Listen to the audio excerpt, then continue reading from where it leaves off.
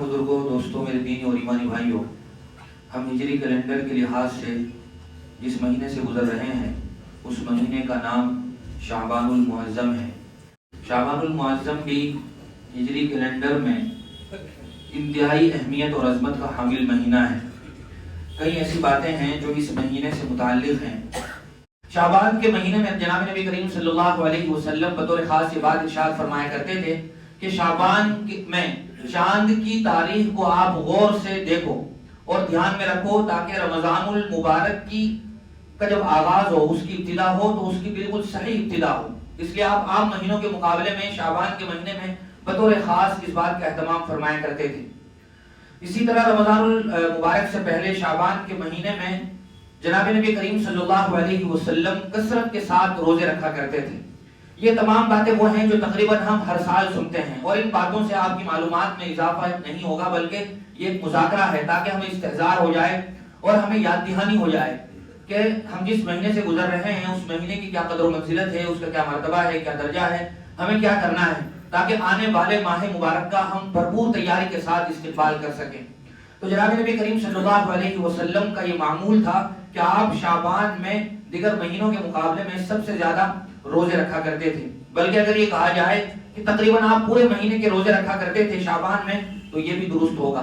اور پھر آپ حضور اکرم صلی اللہ علیہ وسلم نے یہ بھی ارشاد فرمایا کہ تم اتنا ہی نیک عمل کرو جتنا تمہارے میں طاقت ہے، کیونکہ اللہ تعالیٰ تو ثواب دینے سے نہیں تھکے گا لیکن تم تھک جاؤ گے۔ اسی لیے آپ نے ایک روایت میں یہ بھی ارشاد فرمایا کہ 15ویں تاریخ کے بعد یعنی شعبان کی 15ویں تاریخ کے بعد روزے نہ رکھو۔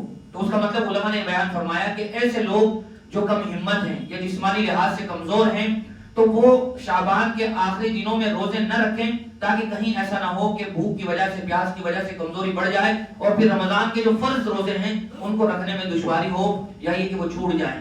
تو لیکن حضور اکرم صلی اللہ علیہ وسلم بطور خاص اس بات کا اہتمام فرمایا کرتے تھے۔ اسی طرح حضرت انس رضی اللہ تعالیٰ عنہ سے ایک روایت مروی ہے، حضور اکرم صلی اللہ علیہ وسلم سے سوال کیا گیا ای الصوم افضل بعد رمضان، کہ رمضان کے بعد کس مہینے کے روزے زیادہ افضل ہیں؟ تو آپ جناب نبی کریم صلی اللہ علیہ وسلم نے جواب دیا شعبان لتعظیم رمضان، کہ شعبان میں روزے رکھنا رمضان کے بعد زیادہ فضیلت کا باعث ہے رمضان کی تعظیم کی وجہ سے۔ اب اگر ہم غور کریں تو ہمیں پتہ چلتا ہے کہ شعبان کے مہینے میں حضور اکرم صلی اللہ علیہ وسلم کثرت کے ساتھ روزے کیوں رکھا کرتے تھے؟ علامہ تبلیغ بہت بڑے اللہ والے گزرے ہیں اور زبردست جلیل القدر عالم گزرے ہیں، انہوں نے اپنی کتاب میں تقریباً 6 حکمتیں اور مصلحتیں بیان فرمائی ہیں۔ کچھ کی طرف تو حدیث ہی میں اشارہ ہے۔ نمبر 1 بنیادی وہ رمضان کی تعظیم اور روحانی تیاری کے لیے شعبان میں حضور روزے رکھا کرتے تھے۔ اس لیے ایسے لوگ جو روزے رکھ سکتے ہیں، اور آج کل جیسا موسم چل رہا ہے نہ زیادہ بھوک کا احساس ہوتا ہے نہ پیاس کا احساس ہوتا ہے، تو جن کے اندر طاقت اور قوت ہے تو وہ اس مہینے میں روزہ رکھ کے اپنے آپ کو زیادہ سے زیادہ ثواب کا حقدار بنا سکتے ہیں۔ تو جناب نبی کریم صلی اللہ علیہ وسلم جو روزے رکھا کرتے تھے ان میں سے پہلی حکمت یہ ہے کہ وہ آنے والے ماہ مبارک یعنی رمضان کی تعظیم ہوتی تھی اور روحانی طور پر اپنے آپ کو تیار کرنا ہوتا تھا، ذہنی طور پر اپنے آپ کو تیار کرنا ہوتا تھا کہ آنے والا جو ماہ مبارک ہے تاکہ اس مہینے کے روزے رکھنے کے جو پورے تقاضے اور حقوق ہیں وہ ہم اچھی طرح ادا کر سکیں۔ اس بات کا اور اس حکمت کا بھی ہمیں حضور اکرم صلی اللہ علیہ وسلم کی حدیث سے اشارہ ملتا ہے۔ حضور اکرم صلی اللہ علیہ وسلم کی حدیث ہے جو ابھی ذکر کی گئی بطور خاص حضرت انس کے حوالے سے۔ اسی طرح دوسری حکمت اور مصلحت علامہ تبری نے جو بیان فرمائی ہے وہ یہ ہے اللہ تبارک و تعالیٰ کی طرف اعمال کا اٹھایا جانا۔ اس کا اشارہ بھی ایک روایت سے ملتا ہے۔ حضرت اسامہ بن زید رضی اللہ تعالیٰ عنہ سے وہ روایت مروی ہے کہ جناب نبی کریم صلی اللہ علیہ وسلم نے ارشاد فرمایا شعبان کا مہینہ رجب اور رمضان کے درمیان کا مہینہ ہے، لوگ اس کی فضیلت سے غافل ہیں، حالانکہ اس مہینے میں بندوں کے اعمال پروردگار عالم کی جانب اٹھائے جاتے ہیں، لہذا میں اس بات کو پسند کرتا ہوں کہ میرا عمل بارگاہ الہی میں اس حال میں پیش ہو کہ میں روزے دار ہوں۔ یہ ایک انتہائی زبردست حکمت ہے روزے رکھنے کی، اور یہ بات حضور اکرم صلی اللہ علیہ وسلم ارشاد فرما رہے ہیں جن کے اگلے اور پچھلے تمام تر گناہ بخش دیے گئے، جو معصوم عن الخطا تھے۔ تو ہم اس بات کے زیادہ مستحق ہیں کہ ہمارے اعمال جب اللہ کی بارگاہ میں پیش ہوں تو ہم اس حال میں ہوں کہ روزے جیسی اہم عبادت سے ہم گزر رہے ہیں۔ اس سے بھی ہمیں پتہ چلتا ہے کہ طاقت اور ہمت اور حوصلہ رکھنے والے آدمی کو بطور خاص اس مہینے میں روزے کا اہتمام کرنا چاہیے۔ تیسری حکمت اور مسئلہ جو علامہ طبری نے بیان فرمائی ہے وہ ہے مرنے والوں کی فہرست کا ملک الموت کے حوالے ہونا. موت کا جو فرشتہ ہے اللہ تبارک و تعالیٰ اس مہینے میں ان لوگوں کی فہرست اس کے حوالے کرتے ہیں جو اگلے سال گویا اس دنیا سے رخصت ہونے والے ہوتے ہیں. مسند ابو یعلا میں یہ روایت ہے، حضرت عائشہ صدیقہ رضی اللہ تعالیٰ عنہ فرماتی ہیں کہ میں نے رسول اکرم صلی اللہ علیہ وسلم سے دریافت کیا کہ آپ ماہ شعبان میں اتنی کثرت سے روزے کیوں رکھتے ہیں؟ ارشاد فرمایا اس مہینے میں ہر اس شخص کا نام ملک الموت کے حوالے کر دیا جاتا ہے جن کی روحیں اس سال قبض کی جائے گی، لہذا میں اس بات کو پسند کرتا ہوں کہ میرا نام اس حال میں حوالے کیا جائے کہ میں روزے دار ہوں. تو یہ بھی ایک عظیم حکمت اور مصلحت ہے. ہم دنیا کی گہما گہمی میں ایسے مشغول ہیں کہ موت کی یاد دہانی ہمارے ذہن و دماغ سے اوجھل ہو جاتی ہے. حالانکہ موت ہر ایک کو آنی ہے. بسا اوقات انسان بازار میں کپڑا خرید رہا ہوتا ہے اور اسی بازار میں اس کے کفن کا کپڑا بھی آ چکا ہوتا ہے. آدمی پلاننگ کرتا ہے لمبی لمبی بڑی بڑی، لیکن وہ اس بات سے غافل ہو جاتا ہے کہ مجھے موت کے مرحلے سے بھی گزرنا ہے. تو یہ ایک عظیم بات ہے جو حضور اکرم صلی اللہ علیہ وسلم کی حدیث سے ہمیں پتہ چلتی ہے. اگر کوئی آدمی اس نیت سے جو حضور نے اس روایت میں ارشاد فرمائی ہے روزہ رکھنے کا اہتمام کرے گا تو اللہ تبارک و تعالی عظیم ثواب اس بندے کو عطا فرمائیں گے. اسی طرح چوتھی حکمت جو انہوں نے بیان فرمائی ہے وہ یہ ہے کہ ہر مہینے کے 3 دن کے روزے جمع ہوتے ہیں. سبھی حضرات اس بات سے بخوبی واقف ہیں کہ جناب نبی کریم صلی اللہ علیہ وسلم کی زندگی کا یہ بھی ایک عام معمول تھا کہ آپ ہر مہینے میں ایام 20 کے روزے رکھا کرتے تھے. چاند کی 13ویں 14ویں اور 15ویں تاریخ کے جو دن ہوتے ہیں ان کو ایام 20 کہا جاتا ہے. حضور اکرم صلی اللہ علیہ وسلم ہر مہینے یہ روزے رکھا کرتے تھے. اور اگر کبھی کبھار کسی سفر کی وجہ سے یا کسی کی میزبانی کی وجہ سے یا کسی اور عذر کی وجہ سے ان دنوں کا کوئی روزہ یا روزے چھوٹ جاتے تھے تو آپ اپنے ان نفلی روزوں کی شعبان کے مہینے میں قضا فرمایا کرتے تھے.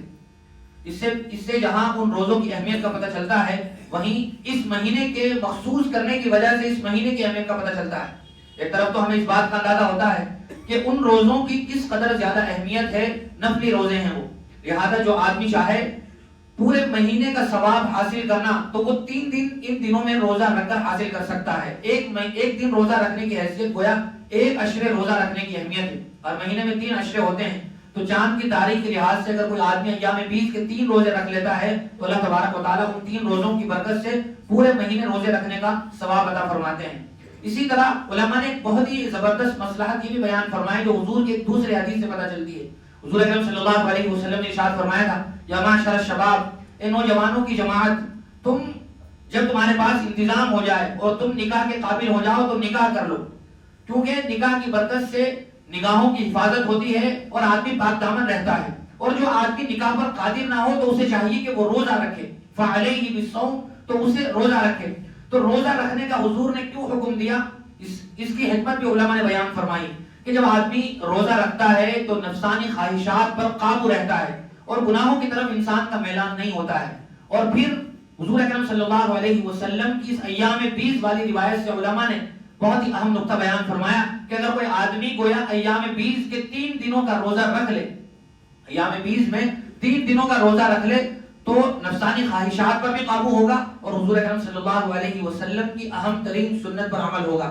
یہ بھی ہمارے لیے بہت بڑا المیہ ہے اور بہت ہی بڑی بدنصیبی ہے کہ ہم سنت کو سنت سمجھ کر چھوڑ دیتے ہیں، حالانکہ سنت کو سنت سمجھ کر اپنانا چاہیے کہ یہ حضور اکرم صلی اللہ علیہ وسلم کا مبارک معمول تھا. جب ہم یہ کہتے ہیں کہ یہ تو سنت ہے اور پھر ہم اس عمل کو چھوڑ دیتے ہیں تو کہیں نہ کہیں اس بات کا پتہ چلتا ہے کہ ہمارے دل و دماغ میں سنت کی کیا اہمیت ہے. حالانکہ حضور نے تو فرمایا تھا لا تحقرن بالمعروف کہ ادنا سی نیکی کو بھی ہلکا مت سمجھو، ایک معمولی سی نیکی بھی انسان کی مغفرت کے لیے کافی ہے.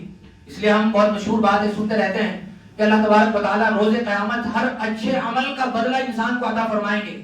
تو اس عمل کا بدلہ بھی ملے گا جو انسان نے کبھی اللہ کا ذکر غفلت میں انگڑائی لیتے ہوئے بھی کر دیا ہوگا. بہت سی مرتبہ ایسا ہوتا ہے کہ انسان غفلت میں ہوتا ہے یا یہ کہ سوتے ہوئے کروٹ بدل رہا ہوتا ہے تو زبان سے وہ تکبیر کہتا ہے، سبحان اللہ کہتا ہے، الحمدللہ کہتا ہے، اللہ اکبر کہتا ہے، تو وہ خود اس آدمی کو اس بات کا احساس نہیں ہوتا ہے کہ میں نے کوئی ذکر بھی کیا ہے، لیکن اللہ تبارک و تعالیٰ کے یہاں وہ رجسٹر میں محفوظ ہو جاتا ہے. تو اس عمل کا ثواب بھی روز قیامت اللہ تبارک و تعالیٰ اس بندے کو عطا فرمائیں گے. لیکن ہماری عام عادت یہ ہو گئی ہے کہ ہم ادنا سی نیکی کو یہ کہہ کر چھوڑ دیتے ہیں کہ اس کا کوئی اہمیت نہیں ہے، سنت کو سنت سمجھتے ہیں اور پھر چھوڑ دیتے ہیں. حالانکہ حضور اکرم صلی اللہ علیہ وسلم سے محبت کا تقاضا تو یہ ہے کہ ہم حضور اکرم صلی اللہ علیہ وسلم کی ہر سنت پر عمل کرنے کو اپنے لیے خوش نصیبی تصور کریں. صحابہ کرام کی ہم عادت جب پڑھتے ہیں کتابوں میں تو پتہ چلتا ہے کہ وہ حضور کی ان سنتوں پر بھی عمل کرتے تھے جس کا ہم سے تقاضا بھی نہیں ہے. اس کی مثال بہت مشہور ہے.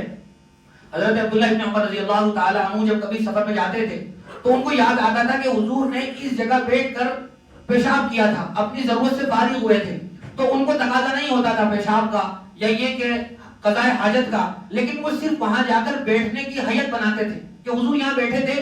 اس درجہ صحابہ اکرام اہتمام فرمایا کرتے تھے. حالانکہ نہ اس سنت کی ادائیگی کا ہم سے تقاضا ہے, وہ حضور کی ایک فطری ضرورت کے تحت وہ عمل ہوا تھا, لیکن صحابہ اکرام چونکہ حضور کے سب سے بڑے عاشق تھے تو وہ کوئی بھی ایسی بات نہیں چھوڑا کرتے تھے کہ ہم ثواب حاصل کر سکیں. تو یہ بہت بڑا المیہ ہے موجودہ زمانے کا. حضور نے تو یہ بات ارشاد فرمائی تھی کہ جو آدمی میری اس سنت پر عمل کرے, اس سنت کو زندہ کرے جس کو لوگوں نے چھوڑ دیا ہو, تو اس کے لیے 100 شہیدوں کے اجر کے برابر اسے ثواب ملتا ہے. آج کے زمانے میں ہم دیکھیں مسواک جیسی اہم ترین سنت ہے, حضور کی ایک ایسی سنت ہے جو روزانہ کے معمولات میں شامل تھی. حضور صرف نماز کے لیے نماز کے لیے جب وضو فرمایا کرتے تھے اس وقت ہی صرف مسواک نہیں فرمایا کرتے تھے, بلکہ حضور جب نیند سے بیدار ہوتے تھے اس وقت بھی مسواک فرمایا کرتے تھے. بسا اوقات جب آپ گھر میں جاتے تھے تو اس وقت مسواک کیا کرتے تھے, اور نماز کے لیے تو آپ جب وضو کرتے تو اس سنت پر بطور خاص عمل کیا کرتے تھے. لیکن اگر ہم اپنی زندگی میں ذرا جائزہ لیں تو اور اپنے گریبان میں جھانکے تو اندازہ ہوگا کہ نہ جانے کتنی مدت ہو گئی میں نے اس مسواک جیسی عام ترین سنت پر عمل کیا ہوگا. نہ ہماری جیب میں ہے, نہ ہمارے گھر میں ہے, نہ ہماری گویا ذہن و دماغ میں ہے یہ سنت. تو ایسی چھوٹی چھوٹی سنتیں وہ سنتیں ہیں کہ ہم ان پر عمل کر کے زیادہ سے زیادہ اجر و ثواب حاصل کر سکتے ہیں. تو گویا اس مہینے میں جتنی زیادہ توفیق ہو بطور خاص ان 3 دنوں کے تو روزے رکھنے کا ہمیں اہتمام کرنا چاہیے جو سارے سال حضور اکرم صلی اللہ علیہ وسلم کے معمولات میں شامل تھے. اسی طرح اس مہینے سے بطور خاص جڑی ہوئی جو بات ہے وہ شب برات والی بات ہے جس کا تذکرہ اگلے ہفتے آئے گا.